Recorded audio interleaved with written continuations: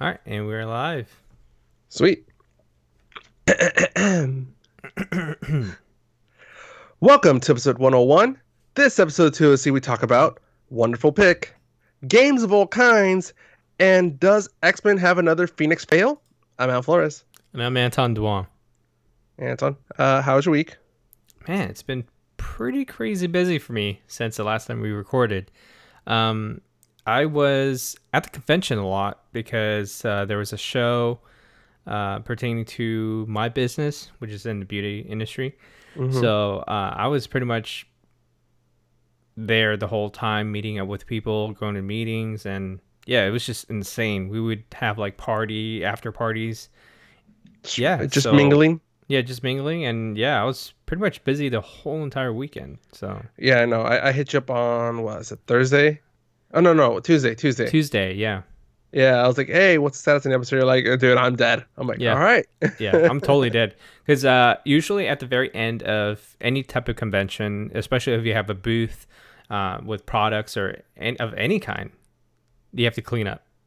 Yeah. And dude, it is such a bitch cleaning up all those booths and everything. Not So not to mention, but like also the inconvenience, because I'm sure like you guys have to carry that stuff out of whatever convention center you're at, yeah. and chances are you're not right by the door, are you? Yeah, we're like dead center. Mm-hmm.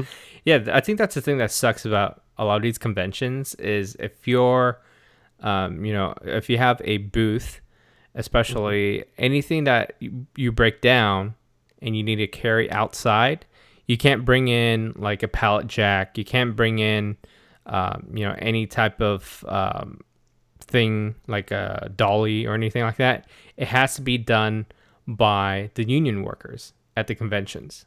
Oh, they're people. Yeah, it has to be their people that bring stuff out. So if Uh, you get injured or anything, they can't really compensate for that. So that's why they have hmm. the union workers there. Um, yeah. So That's a logistical nightmare. it Um, is. so I had a question come up from one of my coworkers, and this is off topic, but I want to get your take on it. Okay. Do you think that GameStop will be around in 5 years? I think they will still be here for a while, but I think the only thing that is keeping them alive is pretty much selling other junk. Which that's what I've been pointing my coworker. A lot of their other junk Hmm. is now easily available on Amazon, Target, Walmart.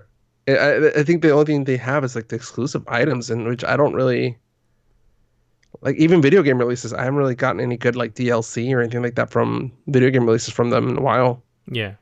So I think Uh, that's the reason why they. I don't know if they bought Think Geek or not, but most of their stuff are from Think Geek, and they also have a Think Geek store here in mhm. Orlando. I don't know if they branched out to any other states yet, but I uh, haven't seen it. yeah, there's two main stores here, and I actually go in there and I buy stuff pretty much every Christmas time. Yeah, Um, but saves on shipping time. yeah, it saves a lot on shipping time. But yeah, I don't know.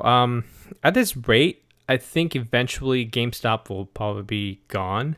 Yeah. But that kind of makes sense because everything that we usually buy now is based off of downloadable. Right. And that's what I was Hmm. telling my coworker, that a lot of their business now is just buying and selling used games, which that is still screwing them over because they buy it at such a low rate and they just pretty much sell it as if it's brand new. Probably like, what, $15 discount? Yeah, and you already know that PC gamers already moved on. They haven't Yep. been like PC gamers themselves haven't been into a video game store for a very long time Hmm. because everything that they usually buy is from Steam. I don't think I even see a PC section at the GameStop on my house. No, I mean Yeah. I do see like a small section, but it's mostly like little tiny boxes. Okay. Either that or you just see a bunch of like those gift cards. Yeah. Yeah, Yeah, and those things are so ridiculous too. Like just like having to buy the card. I'm like, no, just buy the credit. yeah, Um, but yeah, that's just a conversation I had with my coworker. I'm like, no. And okay, so and correct me if I'm remember from didn't was Electronic Boutique the same company, or did they get bought out by GameStop? They got bought out by GameStop. Okay. Yeah, because I'm like, yeah, they're gonna. I see GameStop going the way of like record stores and all that because everything's digital. Yeah, Even the Switch, who has yeah, cartridges, is now selling stuff like on digital copies. yeah. And I noticed that I think a lot of people say that GameStop is one of the worst companies to work for. I'm already seeing a couple of stores close down. Like Yeah, there they're is, downsizing. yeah, they're downsizing. So I mean, I guess we are going into that direction where we won't see it anymore. But I think it's going to be a while until everything phases out, especially depending on what the consoles will choose for their medium of uh, media. Like if they're still going with the disc or Yeah. downloadable only. Well, Um, I say 2025. That's the year that I think that we'll be done with GameStop. okay. Well, Yeah. what Stadia coming out with the prices and everything last week? I was going to talk about it in this episode, but we have so many topics to talk about. But they talked a little bit about the pricing on how um, it's going to be structured Hmm. and what games are going to be launched at the very beginning of it. The list of games kind of interesting because it's Well, not like well, it's crazy still early on titles. too. Yeah, it's still Yeah. early on too. You don't know. You know what's gonna come Um, down the pipeline. but at launch, they already have Destiny 2 Mm. with all of the expansions included with the package. Yeah. Um, and I think it's like $10 a month to keep your subscription. You could play for free, but then you would have to wait like a couple months before that starts. Yeah. Yeah. Um. Yeah, the whole subscription thing is another thing. That's probably not a separate conversation, but yeah. No, I just want to ask you about the whole GameStop thing. I wanted to Yeah. see if your thought process was in line with what I was saying. Yeah. Well, So I okay. know. So there's Altamont Mall here. Mhm. They closed down the GameStop probably about a year and a half ago, 2 years. Because Hmm. I remember going to the mall. I was like, I probably get a Christmas present for somebody at the GameStop, and there was no GameStop there anymore. Yeah. Yeah, Yeah. So they're slowly disappearing. yeah. But I Um. do see a lot of box lunches everywhere now. They're at Yes. every single And store. that's the other thing too. Is like Hmm. those stores will be more specialized to like subcultured of geek like shows and games stuff like that. Does Hot Uh, Topic own them, or is it yes, okay? yeah. Box Lunch is a branch of Hot Topic. So, if you saw like it's probably 4 or 5 years ago, Hot Topic used to like have a crap load of Pop Funkos, a lot of like geek related items. And I guess they saw that that was selling very well. Uh huh. So it kind of branched off into its own thing. Hot Topic will still have those things, but they just don't promote it as much. They're keeping with the traditional apparel and stuff like that. I still remember when Hot Topic first opened. It was gothic clothes. Oh God, I know. Yeah, but it was such a weird change Now it's to still where they pop just culture. yeah. All right, I'm done. Ready to get into the show? Yeah, let's do that. All right. Let's start off with news. What's Cyberpunk 2077? Okay, so Cyberpunk 2077, I talked about it in a couple episodes ago. I think it was probably like at least 10 episodes ago. Hmm. It was a game that takes place in the future, in the cyberpunk world, of course. And everything that you do in there, you pretty much customize your character to its fullest. Anything that you do in the game is fully customizable. You level Hmm. up, you go use your cash to upgrade your eye to get like some type of crazy sight. You can upgrade your guns to So have like it specific so features. it's the world of Alita. Yes, exactly. It's exactly Alita, like Yeah, very cyberpunky. yeah. So, yeah, they had this Xbox conference today where they show off all the new games and pretty much anything that has something to do with Xbox. So, this was one of the games that really stood out to me because not only was it something that I want to play, they added a character in there that was a pretty big surprise to a lot of people. So during this Xbox conference, there was an actor that came out, and a lot of people were trying to figure out, what is this actor doing here? So it turns out that he's in the video game, and it's Keanu Reeves. Oh, Yeah. wow. Yeah, so that's pretty cool to have someone that we know in a video game.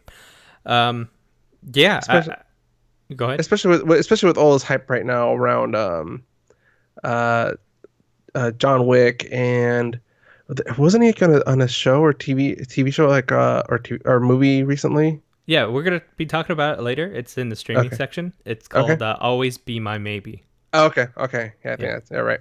hmm yeah. So I thought that was pretty cool. All right, cool. And then moving on. What? So Xbox related. That's the announcement, or what's the other Xbox news there? Okay, so there was a couple other things that really stood out during the Xbox conference. I think the biggest one that I would have to tell you would be there's a new Xbox coming out. When? Because I think the Uh, last project we saw is Project Scorpion. yeah, Project Scorpion. Is this it or something different? This is similar. So they're expecting this to come out at the end of next year, and they're gonna unveil the specs and everything probably the next time they have E3 during the summer. So this project is there's a new name for this project. It's called Project Scarlet, and Mm, at launch they're gonna feature Halo Infinity with it. okay. Yeah. Yes, I did hear about the Halo project. hmm And I was kind of figured something was going on because there is that Halo, not convention. What's it called? Halo Fan Fest Oh, Halo Outpost. Outpost. Yeah, So I'm I'm like, at. okay, they're trying to promote Halo again, hmm and allegedly that project, that series of games was done, hmm but I guess we're not done. No, I don't think so. And I think, there's going to be a Halo TV show. There's going to be a Halo game. And Well, that mini series or mini, I guess like internet clips, whatever, I don't know what they called it. Um, Halo Forward Onto Dawn. That dude, like I think that was the proof of concept for the live action Halo movie that everybody says was would be too expensive and wouldn't look good. mhm. It was very entertaining to watch, too. I really like that series. Yeah. hmm All right. Let's see here. So moving on here, Google outage. Yeah. What happened? I don't know if you heard about this, but I think it was on Monday, last Monday, Hmm. people couldn't get into their houses. So there was a lot of people who had those Nest security systems, especially if you have like AC. You can Yeah. replace it with your with a Nest unit, and it's basically a smart AC controller. So basically, Hmm. it learns your temperature that you're comfortable with at home Yeah. uh, through the And app and whatever. So they also came out with the security system that you can have a lock on your front door, and it's connected to the same hub and everything. mhm. So people couldn't turn their temperature.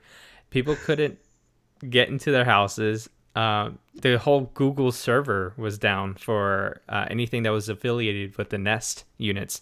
So I want to hear what you think about this because I know that a lot of our technology these days revolves around, you know, something that has to be connected to the internet to be able to use. Yeah. So something we didn't talk about, but I did have an outage last Sunday. Mm-hmm. It lasted for a good 6, 7 hours. Mm-hmm. I was fine because I had my battery pack and my phone, so I was Yeah. good.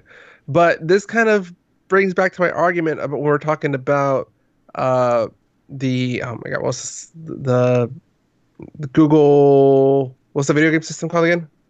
Oh, Or Stadia. Stadia.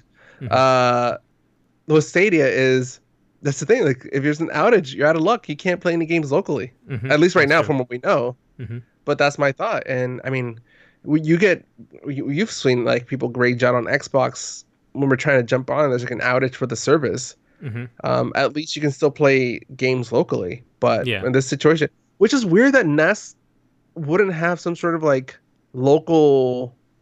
backup system, like a Wi-Fi system. Yeah, I thought the same too, but it needs to be connected to.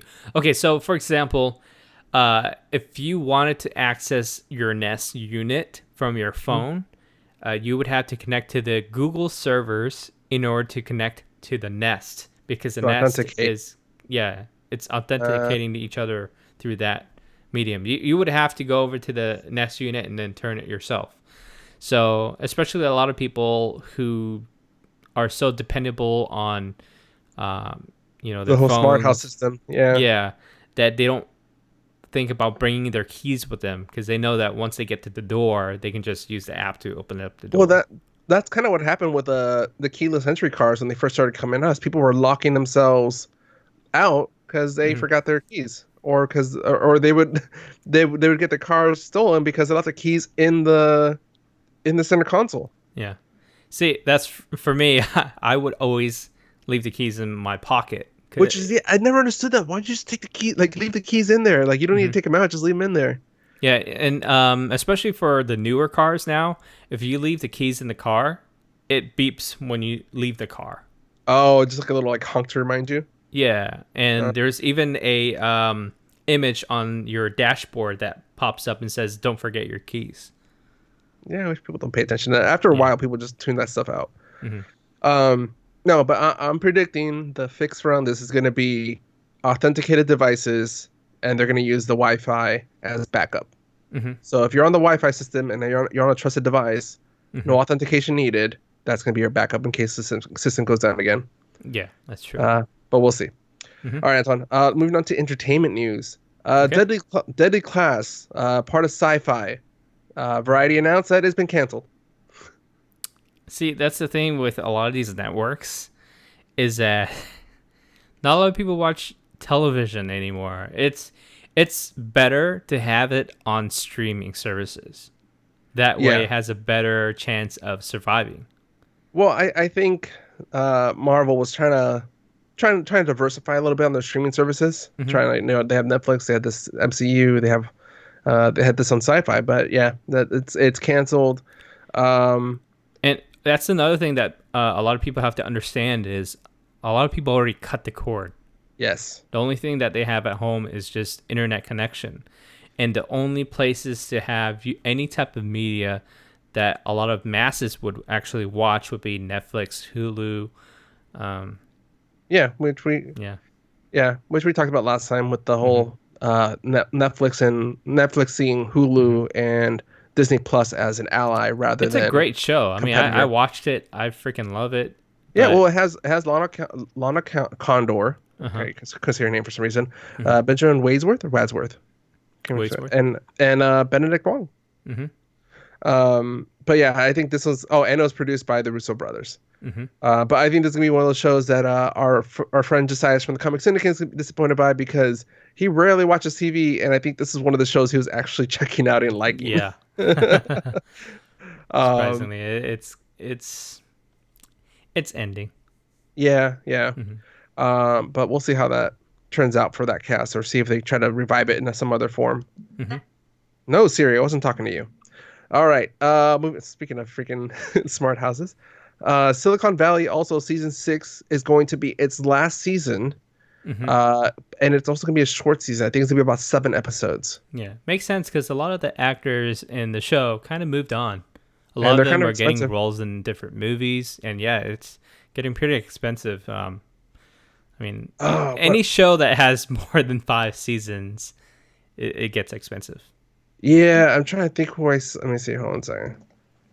And so Thomas Middle. What was his? Let me see here. Middle something. I think Yeah, it's Middle Touch. Yeah, Thomas Middle Touch. Yeah, he's been popping up on more things recently. And I was like, yeah. oh wait, he's on there now. Um, He was in the Godzilla movie, right? Yeah, he's in Godzilla. Hmm. He's been popping up on Bob's Burgers as a voice Hmm. actor. He's been doing like the Verizon ads for a while. Hmm. Yeah, so like all these characters have been slowly getting more expensive, and such a niche show that only HBO subscribers would be watching. It's amazing. So I'm like, yeah, they're not gonna be able to keep these actors for the pay rate they had. Yeah. And All right. plus, I know a lot of people canceled HBO services because of no more Yes, Game of Thrones. exactly. So I think they Yeah. just kind of wanted to wrap up Silicon Valley, Hmm. um, which I think Silicon Valley was offsetting the seasons of Game of Thrones. Yeah. Yeah. So, all right. Next announcement we have is Magic the Gathering animated series. It's gonna be Mm-hmm. produced by the Russo brothers, and it's gonna be a Netflix original. Oh yeah, I heard about that. And there's a little teaser too, right? All I saw was just a picture of one of the characters. I'm not much a the Gathering fan, but I know it's been around for decades, Hmm. literally decades at this point. Yeah. Hmm. There's a lot of hardcore people still playing it, and they have. I mean, it has at least, if not more, different series of cards than Pokemon. Hmm. So I'd be interested to see what kind of content they have around it, Hmm. or what kind of stories they develop around these characters. Because the feedback I've been getting from people is, but there is no storyline behind them. They're just cards. I'm like, well, that's why you have writers. That's why you have Yeah. people that create stories. That's their job, is to create a story. Yeah, and a lot of the artists that draw these characters, especially different creatures. They write bios for them. Yeah. Hmm. Yeah. There's lore. There's lots of lore. Yeah. So, and yeah, they write backgrounds for it so you can Hmm. develop its ability, its powers. Um, Kind of touching back to the show we talked about before, The Toys That Made Us, Hmm. the Transformers animated show from the late 80s. It was just toys, and they wrote stories for them. They're like, this one looks like Megatron. Yeah, Megatron. He's the leader of them. Yeah, stuff Oh, like that. He's yeah. a gun. Yeah. So So I'm yeah, kind of, that's kind of interesting because I mean, not only um, is that these card games are so popular, Dungeons and Dragons are starting to be even more popular than ever. And there's a lot yeah. of shows on YouTube now that they spent over Well, like 2.5 hours doing like a session. there's a show on the Caffeine Network, Yeah. caffeine dot TV. Hmm. With That's Jeff just, Kanata. yeah, Jeff Kanata. Yeah. Yeah, they just do live action role playing. Yeah. It's Not called live action. Dungeon Run. Have you seen any of it? No, I just been seeing ads. I just been seeing it. I've just seen ads about it, and I Hmm. kind of might check it out. But yeah, it's kind of, Okay. I like the production value. Yeah. Yeah. I saw the first episode and I was really surprised. And they actually built a whole set. And It looks a little bit reminiscent of like the old Nickelodeon game shows, like Legends of the Hidden Temple, that's right? true because Yes. when they first start out this show, you see the players coming out of like a skull, like Hmm. a full on like set, kind of like what you're saying, like a Yeah. Nickelodeon show. Another show that I really liked is Critical Role. I don't know if you ever saw that. No, It's but very I think I heard you talk about it. yeah. It's Matt Mercer, who you know as McCree. Mm, He's the game master, and dude, I love it so much because he is a very good voice actor.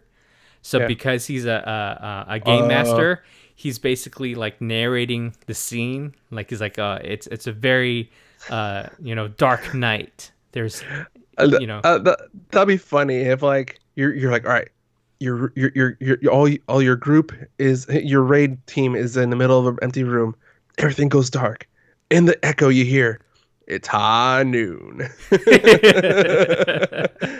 yeah.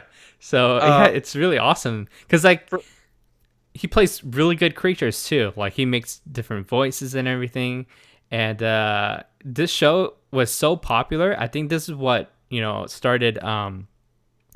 What's that guy that's married to Sofia Vergara? oh, Something Mangalo. yeah. Oh my God. Yeah, he started doing Mang, streams like Mang, yeah, pretty much. But the guy from Magic Mike. yeah, yeah. He's even doing some streams too. So I think that's what's making a lot of people do these type of Yeah. shows is because of that. They they referenced his love for D&D and like role type games in an episode of The Big Bang Theory. Oh He wow. he was part of Will Wheaton's secret D&D group Hmm. along with William Shatner. Oh wow, that's so funny. Yeah, so I'm like, oh, Yeah. it's a good throwback. Yeah. Um, oh, and an early reference. So I said high noon. For people who don't play Overwatch, high noon. When you hear high noon, it means that your team's about to get fucked up. Yeah. Dude, when you hear that, you're like, oh, where's another Where's it room? coming from? Where's it coming from? Yeah, it's All crazy. right. All right, moving on to more game news. We also hear rumors that there's going to be an Avengers video game coming out. Hmm. The one quote we got is that it's going to be a continuous single player game. Anton, Okay. when you hear that, what comes to mind? Uh, like GTA style? I don't know. Close. They're thinking that they're going to be trying to model this after the Destiny blueprints for like the game. So Oh, one, okay. it's just a series, a story you can follow, and just do little mini campaigns to achieve the goal. Mm. Um, So it's and then of telling course like different stories with different characters. exactly. And Okay. considering that the Avengers is rich in lore in both the MCU and in the comic book form, it opens it up to a lot of DLC. Mm, okay. Within the first year or two, they're going to do a Thanos DLC. Yeah. Well, in a way, I guess it's probably kind of like the Fortnite uh, Avengers thing. Yeah, Did you? yeah. Yeah. But that was Kind more of of a like that. gimmick. But yeah. Hmm. All right, Anton. There's some more game news, but this is in the board form. What's going on Hmm. with Blockbuster? So Blockbuster is still coming back a little bit. The uh, name. The name the is. name they are releasing a board game. I think the full name of it is Blockbuster Video Board Game, and this is sold at Target, and I guess it's a party game. So there'll be questions like you have to name movies with a city in the title, movies with planes, All movies right. with Tom Cruise, Sex in Seattle. The movie Airplane. Uh, uh-huh. movies with Tom Cruise. Top Gun. That's Yeah, two for one. yeah. So I guess if we're like a hardcore movie fan, then this is probably the game for you. I so think. so it's trivial movie Trivial Pursuit Mhm. with like a retro spin to it. Yeah, and it's That's, 19.99 on Target.com. I think there's a sale right now where you buy two, get one free on selected games. oh, I was like, why would I want three of the the Blockbuster games? Yeah. And I almost slipped up and well, I kind of gave away the next story is. Oh, okay. So, yeah, there's another game right now too. It is called Monopoly for Millennials. So I actually ended up buying this one because it was one of the deals that was on slickeddeals.net. I think it was Walmart that was selling it for $7.50. So let me guess. The game ends with you in bankruptcy due to a large amount of student debt that you can't pay off with your minimum wage Pretty job. close. I mean, it's in the game. So this game is basically very similar to the original, but the only twist is you're not buying property. You're You're renting it. paying. You're not even renting. You're paying money for experiences. So Oh I mean, God, you're an intern. You're an unpaid intern. You're paying for your own expenses. yeah, but then I mean, it goes through the life of a millennial. So the first couple spaces is your parents' basement. Yeah. Um, and there was that one oh yeah, 3 day music festivals. Oh, So you fire basically go festival. around and you pay for these experiences. You don't have to, but then you start with $100, and you have to use it very wisely. So the objective of the game is Too real. to get as many experiences as you can, Yeah. and when the whole board is pretty much all experienced by all players, then you have to count how many experiences you have. And then you realize it's worth nothing. Yeah. you did all this and you're broke. You have no savings. You have Yeah, no career. You have nothing to show for it. yeah. So they But have you a know, but I experienced, the EDC in 2017. yeah. That's cool. So they That's have a chance and community chess. One of the cards say also known, that. also community chance of community chest, also known as GoFundMe. Yep. So I thought that was pretty funny, and for Monopoly to throw this out, I had to buy the game, and it was only $7.50. So why not? I think this is really really fun for millennials because it's so funny. Oh God, Hmm. it's sad, but I mean, I'm in my 30s now. Yeah. Yeah, we're both in our 30s. What am I Mhm. doing? I'm going back in time here. Um, and I'm scared to know how many people I know that don't have a savings account. I don't have any money saved away. Yeah. Because That's I think these days a lot of people still live with their parents, yeah. so that No, not there's even really no that. point. Not even that, but like you need to have it. Like if you live with your parents, all the more reason you should have a savings. But Hmm. people burn through their money now. It's all about the experience. So I think Monopoly nailed it on that one. Yeah. All right, Don. Moving on to the next story here. We got a wonderful Wonder Woman pick. First look at Wonder Woman 1984. Yeah. Hmm. It's very Uh, colorful, this poster. very colorful. I was telling my girlfriend that I think the armor definitely looks more battle ready. Hmm.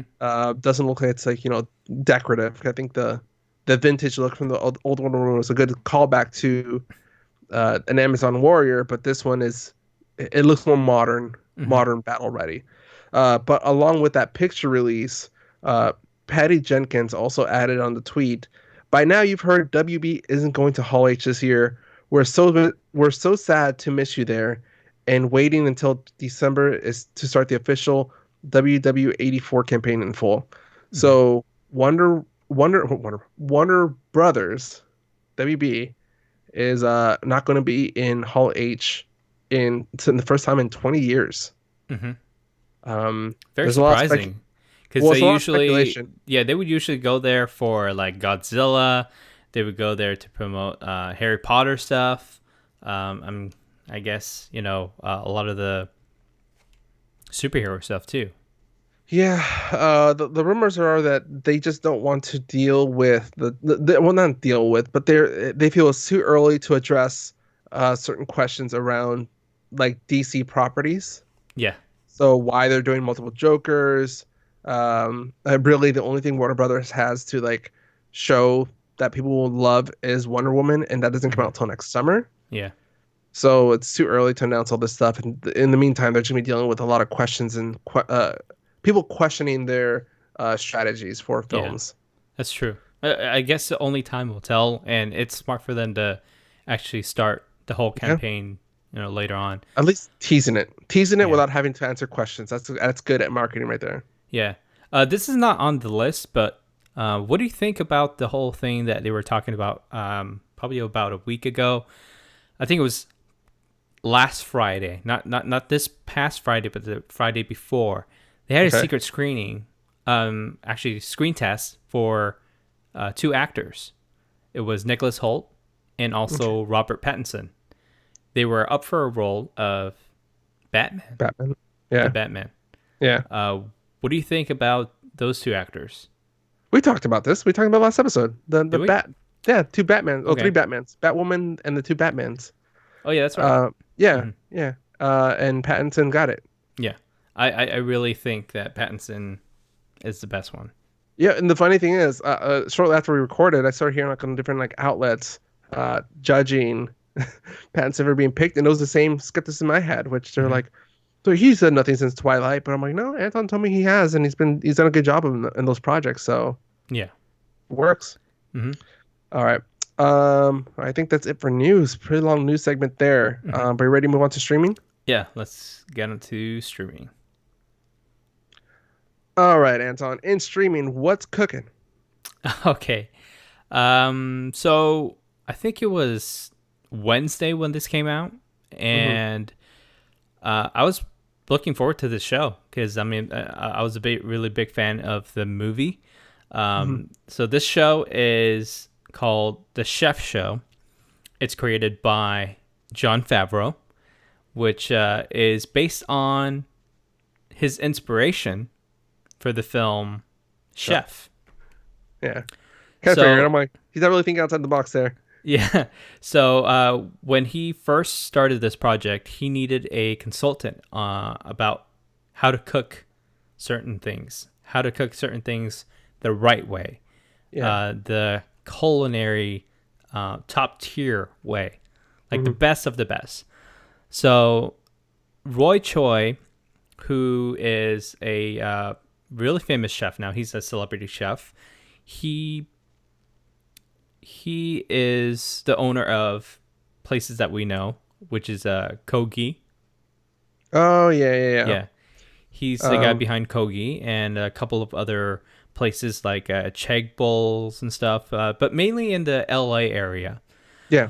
So He's good for the Asian American fusion yeah, and Latin fusion. yep, and it's very interesting that he did that too. So, I mean, anyways, off of Wikipedia, here you go to show you about the Latin Asian fusion. He also goes by the nicknames Papi and El Guapo. because that's what his workers call him. Yeah. Most of them are Mexican workers, and they really like what he's doing with their community too. They're giving them jobs and everything.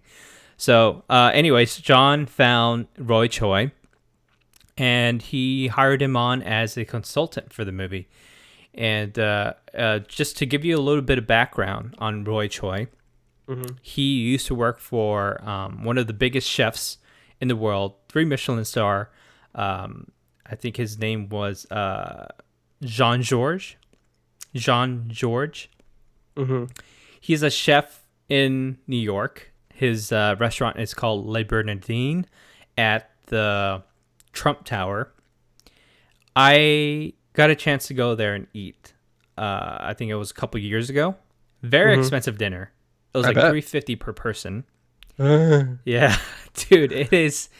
I think it was a 8-course meal, but it didn't feel like an 8-course meal because there are sub meals of each course. So it's kind of like a course that they were cooking something. So course 3A and 3B. Yeah, it's very interesting. So, anyways, at the end of the meal, I was so full. They were bringing out desserts. Everything looked so good, but I couldn't eat any of them. So I had to bring them home. They had to go the chocolate ganaches and stuff. But anyways, Which is not really a good thing to do in like those type of restaurants, is to have a little good to go yeah, bag. They don't yeah. like to do that. They don't like doggy bags because No. they usually portion everything out to be filling just Right. right. That's why they have a lot of small and dishes. they want it to present it to you the way they want. Yeah. So, anyways, Roy Choi has been working for Jean George for a very long time, and he was able to learn a lot of things about the French culinary.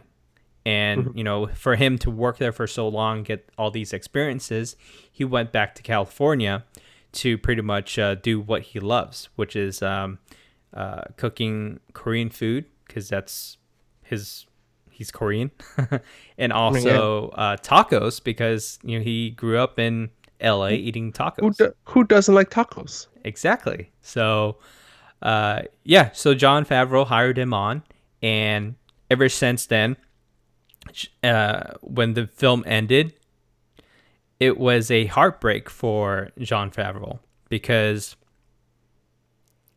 when he was being consulted on every single scene that he was cooking with the chef.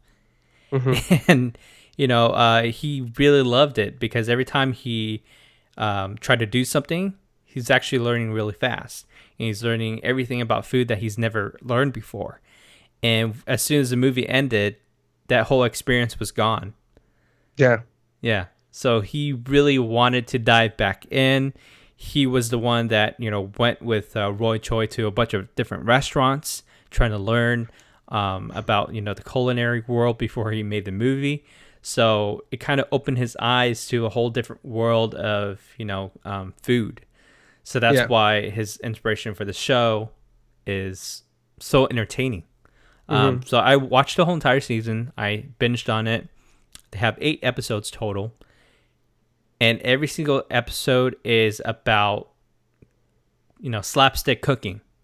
You go in, you know what you're cooking, and you cook it. And he shows you like the home style side and then the professional side. And it's very interesting to see because, when we think about cooking at home, there are certain styles of cooking that a chef cooks differently. Mm-hmm. Stuff that we wouldn't even think about, when we go to a restaurant, when they cook for us, we don't really know when we're at home. So it's very interesting because Jon Favreau kind of fuses cooking with movie making. So you see some stars in the episodes, like some of the cast of Avengers when they were in Atlanta filming the Avengers. Yeah. They came out to eat with Roy and also John, and it's very interesting. I think there was a couple of hints here and there for future stuff that we're gonna see, and it's kind of cool to have a little peek at that. I think Pepper Potts will be in the Spider-Man movie that's coming out. Spoiler alert, if you're gonna watch the show or listen to this episode. I think you need to say spoiler alert before you make the spoiler, Anton. Well, it's already out there. Okay. Yeah, but anyways, so are a lot of spoilers, but okay. Yeah. And then one of the episodes they have Robert Rodriguez, which we know from the director of Alita. Yeah. He is a very big fan of cooking, and watching this show really tells you something that you don't know about him. And I thought that he was a very talented guy who makes really good movies, produce really good stuff, and he's also a musician. He makes music for his films, which is crazy. But little did I know, he's also a very big cook at home. People would go to his house and just eat stuff. Yeah, cooking is a little bit of an escape for some people. Like I know I like to every now and then just try to cook something new just for the hell of it, and it's like very almost zen because just like trying to chop things perfectly, trying to get everything like perfect. It's good little escape. Yeah. And I think the one thing I really appreciate about this show is they try to cover as many different things about cooking as possible. And I think that's the thing that I really like about this show. And I hopefully wish that they make a second season. Because at the very beginning, they didn't know where they were going. They didn't know if the show was even going to be out on any type of streaming service or TV or anything like that. What their outlet was going to be. So I'm really happy that it came out to be on Netflix. And is the show as good as the movie, like Carl says? I would say it's a pretty good show. Very entertaining. Yeah, not best movie ever, not best show ever, but it's very, very I don't know. I think he'll disagree with the best movie ever part. All right. All right, Don. Moving forward. You know what? I'll interject on this one. Okay. I saw Designated Survivor Season 3. It came out on Netflix on Friday. Designated Survivor is one of those shows I got hooked on probably 5 months ago. And I was really excited. I think it was you're the one that told me, hey, wasn't that show canceled? Yeah, wasn't that show canceled? Yes. And then Netflix luckily picked it up and they're working on Season 3. Oh, wow. And that's why they added Designated Survivor to the Netflix lineup. So kind of get people a chance to either discover it like I did or refresh their memory before the third season comes out. And holy crap, dude. They stepped up this season unlike the other season. So the other season showed you just how messy our politics are and how jacked up it can be at times. Like people would be willing to screw over groups just because they wanted to twist another group's arm and get up like something else pushed through. But this one, they incorporated videos from real people that didn't know they were doing it for the show. So it's people talking about, how they think politics has been either has not been listening to them what they need, or it has screwed them over in some way. So it could be anywhere from people not talking about immigration, how it affects the local communities, to job employment, to infrastructure, to even big pharmaceuticals that are changing prices on medicine that is relatively cheap to make just Hmm. for just out of corporate greed. And it's awesome, dude. It's just I posted it on Twitter earlier, and one of the showrunners uh, tweeted us back saying thank you for your kind words, stuff like that. So that's cool. Yeah. So this Um, show is more like focus on like the cabinet member of kind of like House of Cards, but this is more about like uh, specific topics. so this is the actual it follows the actual president and his members of his cabinet and stuff like that. Hmm. So each character kind of have their own like little side story, but they'll be like a main story to go on. Hmm. But yeah, the one I was just watching is kind of a throwback to the Alien Gonzalez case that happened a couple years ago, where a boy came over and stuff like that, and it becomes a big political conversation about immigration. Meanwhile, Hmm. this little boy is caught in the middle who has no idea what politics has to do with his life. Hmm. And he's Um, just stuck in between everything. yeah, he's stuck. He just happened to get put into the spotlight on the national spotlight. Yeah. Um, But yeah, I did not. Yeah, the first season, the first episode or two, Hmm. I really hope that the candidates for the next year's election watches it, because I think they nailed what happened in 2016, and what the key to their victory is going to be in 2020. Mm. Wow. Yeah, Yeah. so Okay. I enjoyed. So one question. Yeah. So we know that Kiefer Sutherland is the main character in it. Yes. How would you compare this to 24? I think in this one he's a lot more compassionate and sympathetic, Hmm. a character, but just as determined and badass at times. Hmm. He like So he has. it's not crazy action, but it's like action in a sense of So here's doing here's the things. here's the funny thing.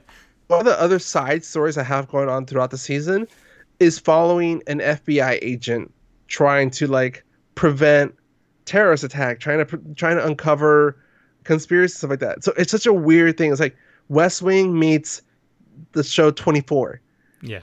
and they're going on at the exact same damn time. Hmm. It's a weird balance, but they nail it, dude. I loved it. Hmm. That's good. Yeah. Okay, All right. so that's good that it's coming to Netflix. It's already on Netflix. Yeah. It just released on Friday. Hmm. Okay, so I also saw another movie on Netflix. It's called Always Be My Maybe, and you have heard about this show, right? Yeah. What's her name? Ali Wong? Yeah, Ali Wong and also I've heard. Randall Park. So you know Ali Wong from a lot of stand up that she does. She has a couple Yeah. of specials. Randall Park, which you know from Fresh Off the Boat. Hmm. So these two have been they knew each other for a very long time. I think they used to be in an improv group together, and yeah, they've been friends for a very long time. And they thought that they should do a movie together. So they wrote this movie called Always Be My Maybe, and they produced it.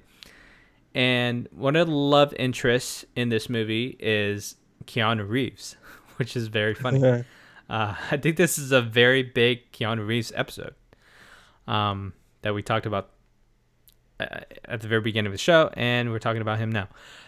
Yeah, so this is a really good movie. It's a rom com, very funny. I don't think we have had this many rom coms in a long time. I don't think we have that many rom coms in the movie theaters as we used to. So this is a different pace, a different change for rom com being at home.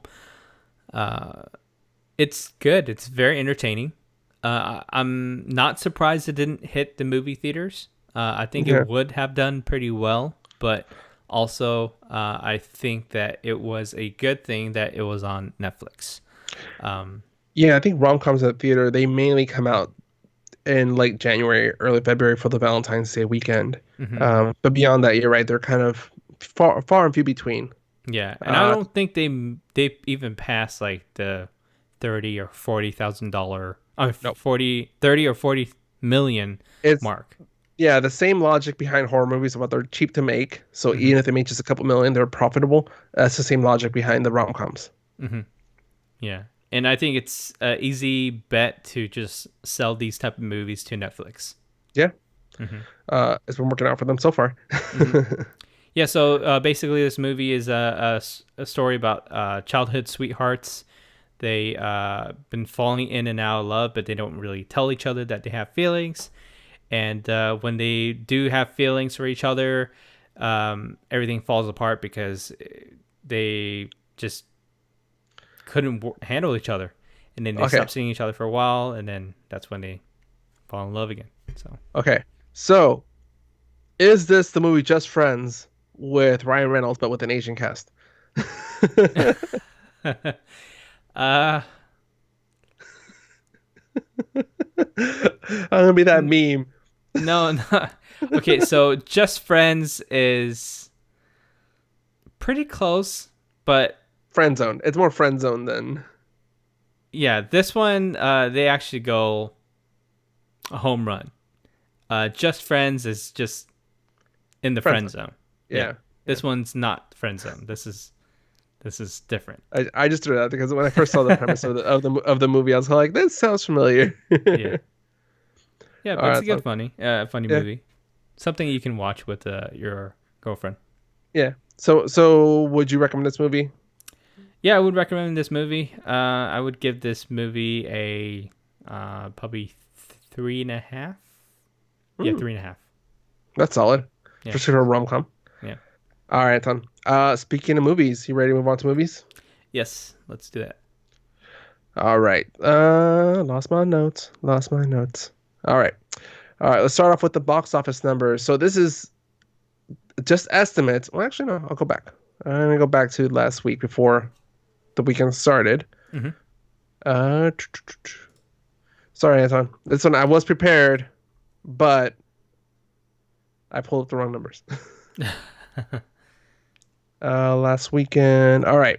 So last weekend we had number one, Godzilla King of the Monsters Hmm. with 47.7 million. Number two, Aladdin with 42.8 million. Number three, Rocket Man with 25.7 million. Number four, Mob with 18 million. And fifth place, you have John Wick Chapter 3 with 11 million. Um, no surprise there, except for Godzilla fell short. Yeah. That is a major dive. I really thought this was getting closer to maybe in the 80s. Hmm. But yeah, that's a major nosedive for Godzilla. Um, but I was seeing that Secret Life of Pets and Dark Phoenix had a relatively low, well, not relatively low, definitely a low critic score going into the weekend. Hmm. The only thing saving Secret Life of Pets was that it had a high audience score.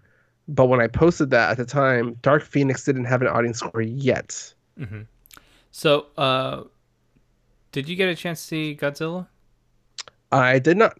I've Okay. been kind of on a movie hiatus so far. Okay. I need to get back So there. I did get to see it, and I would have to say it's a decent movie. The action is very good. Comparing it to the first one. Comparing to the first one, I like the. Actually, there's more action in this one than the previous one. Yeah, I think And the first one was mainly following monsters. Oh, look, they're in the city. Oh, look, they're going through a city. Cool. yeah, yeah, and then following a bomb diffuser guy that doesn't even use his skill for anything at all. I Um, know, right? yeah. So, anyways, Uh, yeah, in this well, before I forget, that was also the controversy, because you had Quicksilver and Scarlet Witch playing romance yeah, when one movie they're brother and sister, and next movie they're lovers. yeah, it was different. Very incest filled movie. Uh, yeah. So the sequel, the action's really good. Story sets up for the future of the franchise. Of course. Yeah. Um, Other than the So action, I can't really say anything else. I mean, Millie okay, Bobby Brown really surprised me. did she She was surprise good. you, or is she just 11 with monsters instead of with paranormal stuff? She changes it up. I feel like she was more of a actual teen Okay. in this movie that is playing her exact role on how she should be. I don't think she put any of. It didn't feel 11 to me, which is Okay. a good thing. Yeah. No, that was my concern watching the trailer because I'm like, okay, so she's a little bit panicky. She's hiding. She's shaky. Okay, so far 11. Oh, look, she has some sort of telekinetic powers, communication with the monsters. Wait, what's going on here? Yeah. Um, but yeah, okay. So she broke out of the 11 mold a little bit, so that's Hmm. cool. Yeah. But they do a better job with the human characters than they did with the first one. I know there was a lot of Okay, so rage. I don't know if this is a spoiler or not. I'm just gonna throw it out there. Spoiler alert. Um, the human part, they kind of clarify certain aspects to how humans um, are in this, where these creatures are pretty much gods, Yeah, and humans are basically their pets. yeah. No, they made that quote in the trailer. Yeah, so That I guess uh, that still plays into factor in this film. so yeah, they reference it in the trailer. They literally say, "Oh, so Godzilla be our pet?" Like, no, we'd be his pet. Hmm. Um, and then the other part is they reference them as Titans, and Titans were the gods of the original gods before the Olympians took over, so they were worshipped. Yeah. So that makes sense. Oop, So hit my okay, mic. one thing about a lot of movies that usually foreshadow what's gonna happen next in the next Yeah, couple movies, they usually only foreshadow like at least once in the movie, just so that yeah. people can go, oh, and catch it there, and probably never think about it again until later. Until But they this realize, like, movie, oh, that's what they referenced before. yeah, Yeah. but this movie, they referenced it like more than like one time. It's probably like at least 3 or 4 times. Okay. Um, and I don't know if I should say it or not, but I mean, we already talked about it in the show. But Some sort of robotic solution, maybe, to Godzilla. no, no, not yet. I don't think they're even going there A yet. mecha solution of sorts. No, that Mega would mecha be solution of sorts. yeah, that would be probably like set in like 1,000 years later when they have like Hmm. robot suits for like Godzilla. So meanwhile, Japan, Yeah, stupid. We already have one. yeah. That's All when right. Mecha Godzilla actually comes out. But anyways, they kept talking about Kong. That's no surprise though. Yeah, We thought that the next Godzilla movie was going to be King Kong versus Godzilla. yeah. They kept Uh, talking about him. They show that a lot of the characters, I mean, the monsters that are uh, coming out of their comfort zone and being in the limelight, but then we don't see him at all. yeah. They keep mentioning him, but then we don't see him at all. No, but we saw So that in the previous King Kong like trailers and teasers, and in the previous we're gonna talk Godzilla about movies. Monarch and stuff. Yep. Yeah, they talk about Hmm. Monarch, and you start to see the connection of pieces together, Hmm. and then you see in the trailer the different monsters referenced in the timeline and stuff like Hmm. that. So this is no surprise there. Hmm. But you're right. At this point, they're just beating a dead horse. Hmm. No pun to the Santa Anita Nope. racetrack stuff. Yeah. All right, then. So there's the other movie we saw, some sort of dark bird. Yeah. Dark Bird. Oh, so Yep. you saw this too, right? No, I did not. Oh, damn it. Okay. I was supposed to go today, Hmm. but I got busy. Okay. So X-Men Dark Phoenix, I feel like this is their last movie. Yes. Yeah. We kind of suspected that because this is the last movie that Sony made, or Fox made, Hmm. before the Disney deal. So the Hmm. next X-Men movie, when we do get them, is going to be a Disney property. Yeah. And if this is the last X-Men movie of its kind for um, the ending of the whole entire series from Mhm. Fox, I think this is a good ending for it. I think this is a good stop for it. However, this movie itself is very stupid. Was it uh, forced? Because I think that was the problem with the original Dark Phoenix in X-Men: The Last Stand. I felt like this is not a good story to be told. Yeah. I think the whole concept is very cool, but other than the action scenes, because I know that the action throughout the whole entire movie is good. Loved that, how they use their powers. I think Yeah. that's one main reason why a lot of people go see X-Men movies, is because they'd like to see a lot of the cool action scenes, Well, especially the like Quicksilver yeah, doing the that difference. stuff. Oh god, yeah, I know. Stopping, pretty much slowing down time. Hmm. Well, the thing is with the X movies is that their powers are feel somewhat more grounded than what you see in the MCU. The MCU is very cartoonish powers. This one seems more grounded, even though it's still over the top powers that you're never gonna have. Hmm. They feel more obtainable. Hmm. Um, but so the problem with the original uh, Dark Phoenix story told by Fox is it was kind of forced into the movie and it was done pretty poorly. That was a Hmm. concern going into this one by comic book fans and X-Men fans alike, is that were they going to do the Dark Phoenix saga justice? Hmm. And by your sound of it, it sounded forced also. Like they're trying to cram a lot of material into a movie. Yeah. I felt like it was very vague. Yeah. Um, it's really tough because I mean the actors were amazing in this. They Yeah. all did their It's thing. it's story problems, not actor problems. Yeah, but I felt like there was a couple of moments in the movie where I felt like there are actions that they've done Yeah. because of actual personal reasons from the real life that's affecting the movie itself. Um, Scheduling or like personal.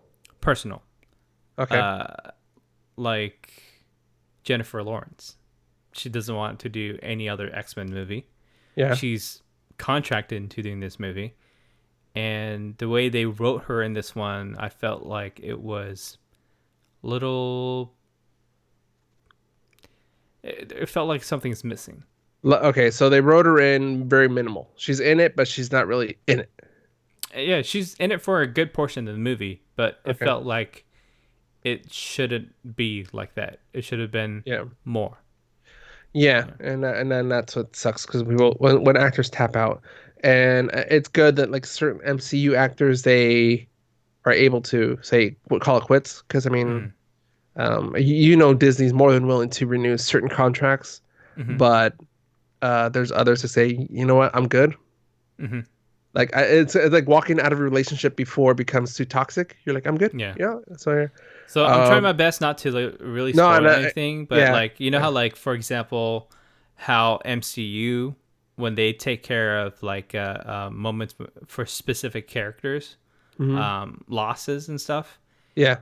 In this movie, they don't deal in a way where it's like enough justice as what the MCU does it.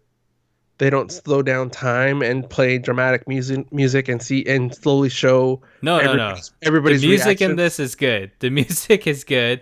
Yeah. It's just that the way that it's written, it doesn't really do Yeah. enough justice. Because the So person who wrote the music for this, scored it, was Hans Zimmer. So you okay, can't go he's wrong. legit. Yeah, he did the Batman Dark Inception, Dark Knight, or did he all the Batmans? all the Batmans, Okay. and Yeah. Dark Knight. Yeah.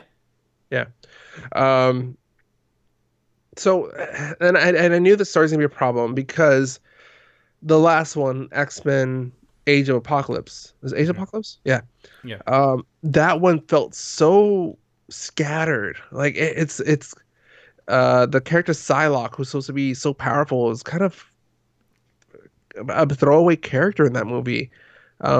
They kind of teased the Dark Phoenix saga in that one, and they didn't really explain it. They didn't really explore it. They just kind of it almost looks like they threw it in there just to say that They have it. they teased it. Yeah, they teased it ahead, and that was coming. Yeah, I think that's a big thing that is very hard to do, hard to juggle, is having too many characters in the movie. MCU does it very well. I mean, they do it really well because they give Yeah, each character their own movies. Not every character, but the main characters. Yeah, And it kind of it's gives you enough justice because you understand and you've loved those characters and you already seen enough of them. So it's okay for you to not see them as much in the movie because you can see them elsewhere. This movie, however, the characters that you do fall in love with, they don't get enough screen time. so here's the difference though. With Avengers, and I'm pulling up right now, Yeah. um, the characters have such a short time on screen, but they do so much with that time. Yeah. Let's see here.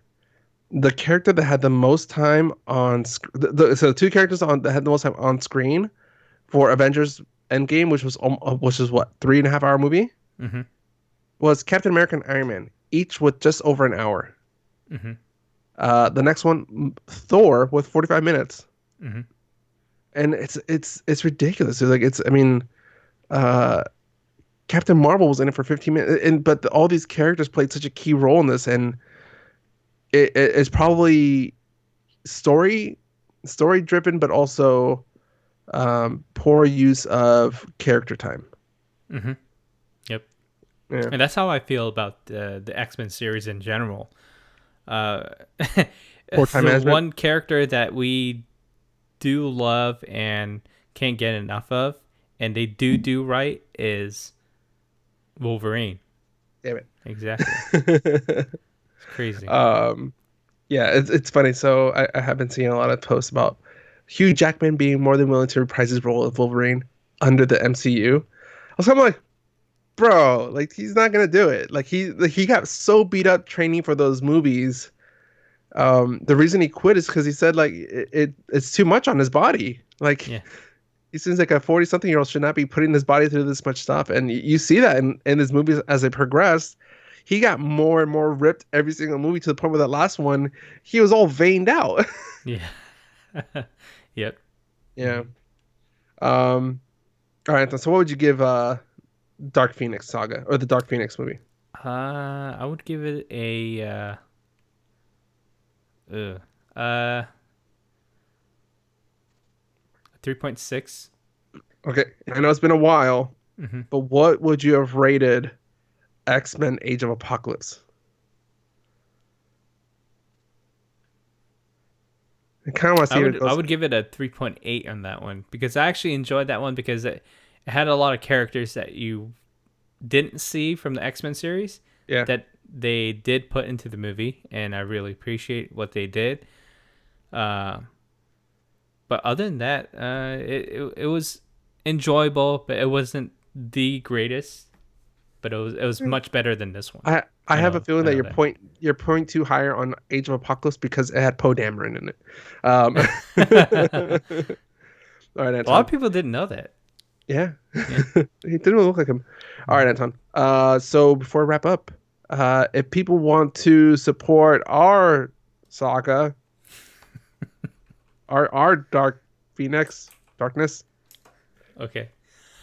They can help us by going to our website at www.the2oc.com and maybe buy a sticker or a t-shirt.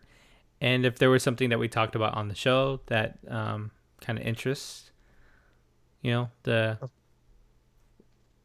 the peak. Oh, okay. Okay. There's the sticker. Um, I was looking for the stickers. I'm like, wait, oh, I have one on my phone. yeah. They can go to our links anywhere on our Twitter page or Instagram or anywhere that has a Amazon banner. Oh, take them to the Amazon website to buy anything that can give us a little kickback. Yes, sir. All right, Anton. If people want to follow us on social media, they can follow us at the2OC on Twitter, Instagram, and Facebook. You can also send us an email to mail@the2oc.com to subscribe to us on your favorite podcaster app.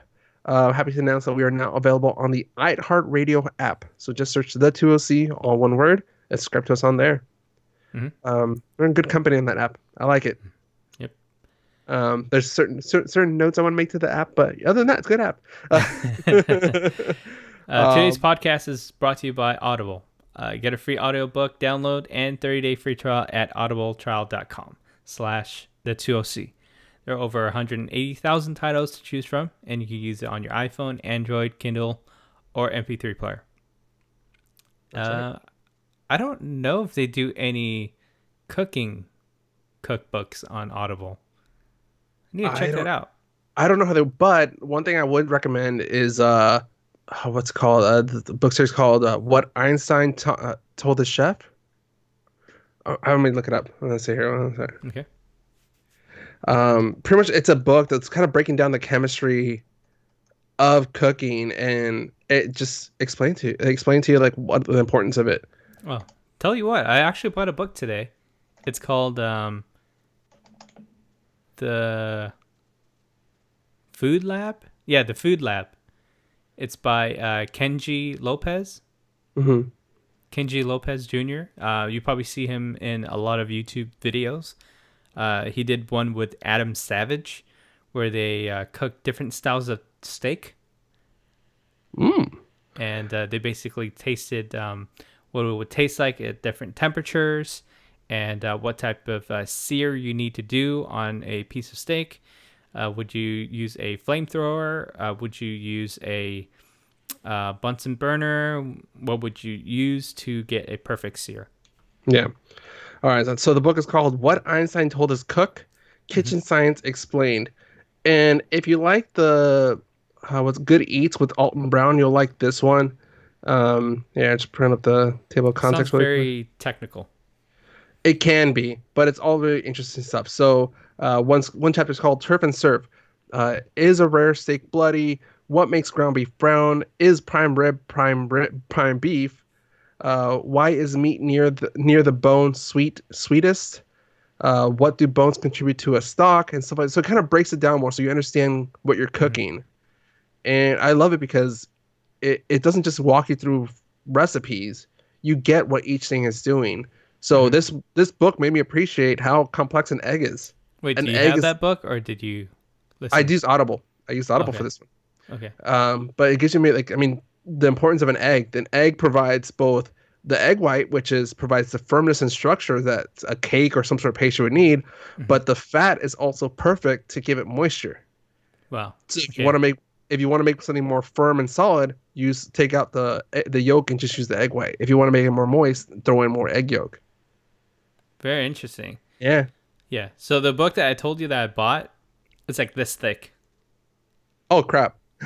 People can't hold it up. It's Anton just extending his index finger and his thumb. Yeah. Imagine your okay. So let's say it's the iPhone, uh, the biggest size, plus, X. or XS Max. Yeah. Okay. So half of your phone So what about sideways? sideways. Yeah. It's about Yeah. yeah. That's how Okay. thick the book is. Yeah. So if you're holding your phone in landscape mode, that's that thick. Yeah. So kind of similar to what you were saying, this book tells you exactly like what happens to a boiled egg every 30 seconds. So he basically did an experiment where he put in 24 eggs and he would take one egg out every 30 seconds and he would Yeah. cut it in half to show you what happens every 30 seconds. Damn. So you can find the Yeah. perfect egg for you. Yeah. All right, Anton. Is that it? Is that a Yep. did That's we it. cover everything? Hmm. Sweet. All right. For the 2OC, I'm Al Flores. And I'm Anton Duong. See you guys. See ya. Anton, the heat's back. It's gonna get hotter when I record. Oh no.